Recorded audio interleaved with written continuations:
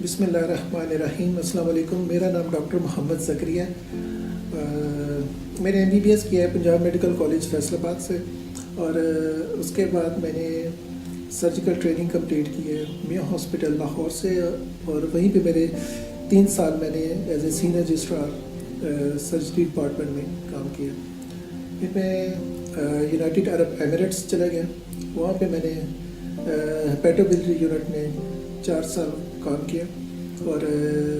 इसके बाद फिर मैं फ्रांस चला गया। वहाँ पे मैं डिप्लोमा लेप्रोस्कोपिक सर्जरी कंप्लीट किया। फिर UK से मैंने GMC की रजिस्ट्रेशन कंप्लीट की, और इसी तरह MRCS भी से पहले मैं कंप्लीट किया मैंने। फिर मैं ताइवान चला गया, और वहाँ से 1 साल मैंने लिवर ट्रांसप्लांट की फेलोशिप कंप्लीट की with research paper. That was वो एक क्लिनिकल फेलोशिप थी। उसके बाद मैं कोरिया चला गया, और कोरिया में मैंने अपनी second fellowship in हेपेटोबिलिटी liver transplant complete की। ये लेप्रोस्कोपिक लिवर ट्रांसप्लांट थी, जिसमें डोनर सर्जरी लेप्रोस्कोपिकली की जाती है, और इसी तरह मैंने रोबोटिक सर्जरी में भी थोड़ा गेन किया। इसके अलावा भी मैंने ज़्यादातर जो से वो डिफरेंट 9-10 डिफरेंट कंट्रीज़ में मुख्तलिफ हेपेटोबिलिटी कॉन्फ्रेंसेस में अपने रिसर्च पेपर्स प्रेजेंट किए, पोस्टर प्रेजेंटेशंस में और ओरल प्रेजेंटेशन की फॉर्म में। फिर मैं पाकिस्तान आ गया, और पाकिस्तान में मैंने अब रिसेंटली ज्वाइन किया है मसूद हॉस्पिटल को, बिकॉज मैं समझता हूँ कि हेपेटोबिलिटी यूनिट के लिए that is a very much ideal hospital for liver surgeries, gall bladder surgeries, इसकी कॉम्प्लिकेशन, पेंक्रियाज, और इन सब के लिए it is very much and well equipped hospital. As a हेपेटोबिलिटी surgeon जो चीज़ें हमें समझनी चाहिए वो ये है कि अभी ये हेपेटोबिलिटी सर्जन की अपनी स्पेशलिटी, तकरीबन इसको पूरी दुनिया में 20 से 25 साल हुए हैं, और इसमें ज़्यादा डेवलपमेंट हुई है इन दी फर्स्ट डेकेड ऑफ 2000।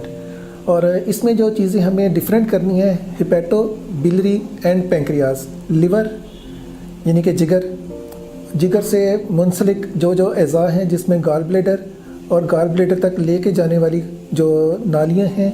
और लबलबा या पेंक्रियाज, और इससे एसोसिएटेड दूसरे स्ट्रक्चर जिसमें थोड़ा सा पार्ट स्टमक का भी है, जिसमें स्प्लीन भी है, और ये सारी चीज़ें इसमें HPB सर्जरी में आ जाती हैं। और HPB सर्जरी का पेशेंट अब प्रेजेंट कैसे करता है?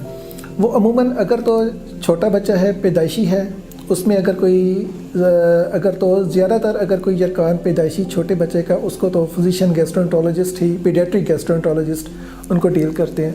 लेकिन अगर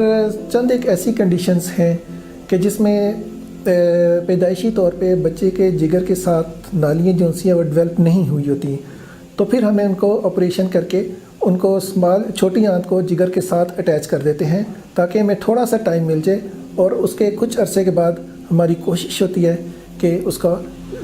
छोटे बच्चे का 1-2 साल के अंदर उसका जिगर तब्दील कर दिया जाए, यानी कि लिवर ट्रांसप्लांट कर दिया जाए। हेपेटोबिलिटी की अगर हम एक बड़ी बात करें तो उसमें ज़्यादातर जो मरीज़ प्रेजेंट करता है वो यरकान के साथ,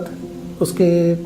पेट में दर्द ऊपर के हिस्से के या पेट के सेंटर में, या समटाइम्स बाज़ औक़ात ऐसा होता है कि उसके लेफ़्ट साइड में भी पेट के दर्द होता है। इसके अलावा उसका वज़न का कम होना, उसका पेट का फूल जाना, उसकी वैसे ओवरऑल कमज़ोरी, भूख का ना लगना, ये वो तमाम कंडीशंस हैं जिनमें मरीज़ जहाँ पे ब्लड के दूसरे टेस्ट करवाता है तो वो एक सिंपल टेस्ट अल्ट्रासाउंड भी करवाता है। अल्ट्रासाउंड बेसिकली एक ऐसा स्क्रीनिंग टेस्ट है जो कि पेशेंट को हेपेटोबिलिटी सर्जन की तरफ लेके जाता है, क्योंकि इसमें आपको ये फ़र्स्ट टेस्ट है जो आपको बताता है कि आपके जिगर में क्या कोई रसौली है कि नहीं, अगर है तो वो कितनी है, और अगर कितनी है तो उनकी नेचर क्या है, और उस अल्ट्रासाउंड की बेस के ऊपर फिर हम फर्दर इन्वेस्टिगेशन करते हैं कि हमने आया CT स्कैन करना है या उसका MRI करना है, और ये फिर चीज़ें हमें फर्दर बता देती हैं कि जो हमारा जो जिगर या उसके इर्द गिर्द जो एरिया है उसमें अगर जो बीमारी है उसकी नौयत क्या है। फिर हमें कुछ इसके ब्लड के टेस्ट हैं वो सपोर्ट करते हैं, मिसाल के तौर के ऊपर इसमें लिवर फंक्शन टेस्ट हैं, वो हमें बता देते हैं कि आपका जो यरकान है वो उसकी नौयत क्या है। ये सब चीज़ें जो कि हमें बता देती हैं कि ये मरीज़ जिगर का प्रेजेंट कैसे करता है। بعض اوقات ایسا ہوتا ہے کہ آپ کے مریض کو بخار آتا ہے، اس کے علاوہ اس کی الٹیاں آنی شروع ہو جاتی ہیں، مریض کو جہاں پہ کچھ عرصے کے لیے وہ میڈیسن استعمال کرتا ہے وہ ٹھیک ہو جاتا ہے، لیکن تھوڑی دیر کے بعد یہی درد اس کو دوبارہ شروع ہو جاتی ہے۔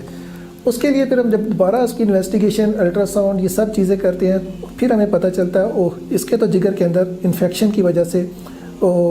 ریشے کی تھیلیاں بنی ہوئی ہیں، یا ہمیں پتہ چلتا ہے کہ اس کے پتے کے اندر پتھری ہے، یا ہمیں پتہ چل جاتا ہے کہ وہ جو پتھری تھی وہ پہلے پتے میں تھی اور اب وہ وہاں سے نکل کے وہ آگے اس نے سفر شروع کر دیا ہے۔ تو اب وہ جون سا مریض کو یرکان بھی ہو گیا، اس کو گہرے رنگ کا جون سا چھوٹا پیشاب آنا شروع ہو جاتا ہے، اس کے بڑے پیشاب کا کلر جون سا وہ سفید رنگ کا ہو جاتا ہے، اور اس کے جسم کے اوپر بہت زیادہ اس کو خارش آنی شروع ہو جاتی ہے۔ تو ہمیں پتہ چل جاتا ہے کہ وہ پتھر جون سا ہے وہ اب آگے کی طرف چلا گیا ہے۔ تو وہ ایک ایسی کنڈیشن ہے جس میں گیسٹرونٹرولوجسٹ اگر وہ کامیاب ہوں ان کو پتھر کو نکالنے میں تو ٹھیک ہے، ورنہ پھر ہم اس کو آپریشن کے ذریعے اس کو نکالتے ہیں۔ لیور کینسر ہے، اس کا ٹریٹمنٹ آ جاتی ہے کہ اگر ہم جیسے لیور کینسر کا مریض اگر آ جاتا ہے تو ہمارے پاس ایز اے پیٹوبیلوجی سرجن کے کیا کیا آپشنز اس میں آتی ہیں۔ اگر تو لیور کینسر کا پیشنٹ آپ ان کو ارلی سٹیج کے اوپر ڈیٹیکٹ کر کے اس کو پراپر ٹریٹ کر لیں تو پھر ہم اس کو لیور کی سرجری کر کے اس کو لیور کینسر کو ہمیشہ کے لیے ختم کر سکتے ہیں۔ اور پہلے زمانے میں یہ کہا جاتا تھا کہ اگر کسی کے جگر میں اگر کینسر آ گیا تو اب یہ لا علاج ہے، اب یہ جون سا ہم اس کا کچھ نہیں کر سکتے، لیکن اب یہ بات ایسی ہرگز نہیں ہے، کیونکہ لیور کا کینسر اگر تو انیشیل سٹیج کا ہے اس کا 100% کیور اس کا پاسبل ہے، اور اگر یہ لیور کا کینسر تھوڑا سا ایڈوانس ہو گیا تو اس کو ہم مختلف طریقوں سے اس کی کینسر کی شدت میں اس حد تک کمی کر دیتے ہیں کہ وہ اس کی جو جتنی اس مریض نے اپنی طبعی عمر گزارنی ہے وہ اس تک تقریباً وہ پہنچ جاتا ہے۔ تو یہ ایک بہت بڑی کامیابی ہے، اور اس کا صحرا پچھلے 10 سے 15 سال کی ریسرچ میں جاتا ہے جو کہ پوری دنیا میں ہوئی ہے، اور far east especially Korea, Taiwan, Japan, انہوں نے بہت زیادہ اس میں ڈیولپمنٹ کی ہے۔ ایک امپورٹنٹ چیز یہ ہے کہ صرف جگر ہی نہیں، جگر کے ساتھ کئی دفعہ ایسا ہوتا ہے کہ پتے کے اندر بھی کینسر ڈیولپ ہو جاتا ہے۔ مثال کے طور کے اوپر اگر یہ دیکھنے میں آیا کہ اگر پتے کے اندر پتھری اگر زیادہ دیر تک رہتی ہے تو پتے کے اندر کی جو دیواریں ہیں ان میں چینجز آنی شروع ہو جاتی ہیں اور وہ کینسر بھی شکل اختیار کر لیتی ہیں۔ پھر یہی کینسر نہ صرف پتے تک رہتا ہے بلکہ اس کے سائڈ کے جو اوپر جو نالیاں ہوتی ہیں وہاں تک چلا جاتا ہے، جس کو عام زبان میں ہم میڈیکل سائنس، سرجیکل سائنس میں اس کو کولینجیو کارسینوما کہتے ہیں۔ سم ٹائمز یہ بھی دیکھا گیا ہے کہ پتے کا کینسر اور کولینجیو کارسینوما اس کو بھی اگر آپ اگریسولی ٹریٹ کیا جائے تو یہ بھی اس سے بھی ہم نجات پا سکتے ہیں۔ ایک تیسرا چیز وہ پینکریاس ہے جو کہ اس کی تیسری شاخ ہے HBP کی۔ پینکریاس میں اگر کوئی الٹرا ساؤنڈ یا CT اسکین سے اگر ہمیں کوئی پتہ چل جاتا ہے کہ کوئی اس میں وہاں پہ نوڈیول ہے، وہاں پہ یا سسٹ ہے، یا ہمیں جس طرح کے بہت زیادہ باہر کے ملکوں میں جو الکوہلک پیشنٹس ہیں ان میں لبلبے کی انفیکشن بہت زیادہ ہے۔ ہمارے ملک میں سب سے زیادہ اس کی ریزن یا تو وہ پتے کی پتھری ہے تو یا وہ کوئی ریزن بھی نہیں ہو سکتی، پھر بھی یہ انفیکشن آ جاتی ہے۔ اگر تو میڈیسن سے علاج ہو جائے تو ٹھیک ہے، ورنہ پھر ہمیں سرجیکلی اس کو ٹریٹ کرنا پڑتا ہے۔ اور اس کے علاوہ ہم نے یہ چیز بھی دیکھی گئی ہے کہ بعض اوقات جگر کا کینسر یا لبلبے کا کینسر یا گال بلیڈر کا کینسر اتنا ایڈوانس ہو جاتا ہے کہ ہم اس میں کچھ نہیں کر سکتے، لیکن ہماری یہ کوشش ہوتی ہے کہ مریض کی جو پیلیشن کی جائے، یعنی کہ اس کو ٹل ڈیتھ تک، یعنی کہ جب تک وہ زندہ رہتا ہے ہم اس کی لائف کو ایزی رکھا جائے۔ مثال کے طور کے اوپر یہی کینسر آپ کے معدے کی نالی کو